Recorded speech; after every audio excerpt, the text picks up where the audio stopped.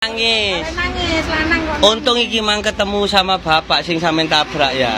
Viral, pemuda berlinang air mata usai tabrak mobil Fortuner, respon hangat pemilik mobil sebut keselamatan nomor 1.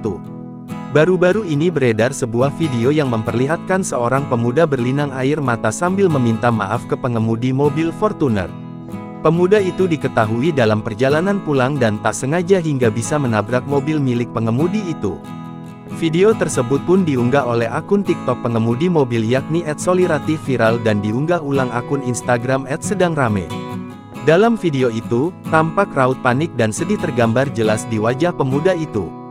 Bahkan, saat dibincangi pengemudi Fortuner, air mata pemuda itu pun berlinang. Gak oleh nangis. Nangis, lanang kok. Untung iki mang ketemu sama bapak sing sampean tabrak ya. Kok gak bapak ya apa?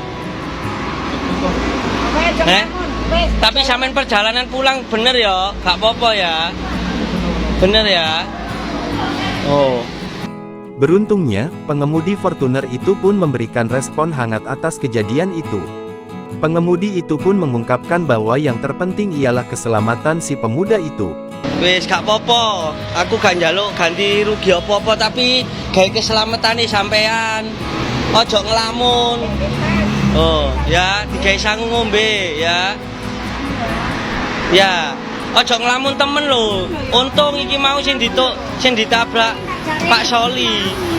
Kalau sampean nabrak orang lain wah gak karu-karuan ini tadi, Dik. Bisa.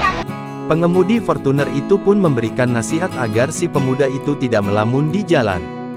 Bahkan, salah satu penumpang mobil itu memberikan bekal minum kepada pemuda itu.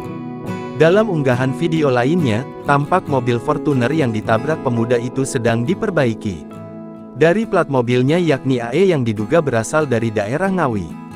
Sekali lagi, pengemudi itu menuliskan dalam unggahannya bahwa keselamatan nomor 1 dan harta hanyalah titipan duniawi.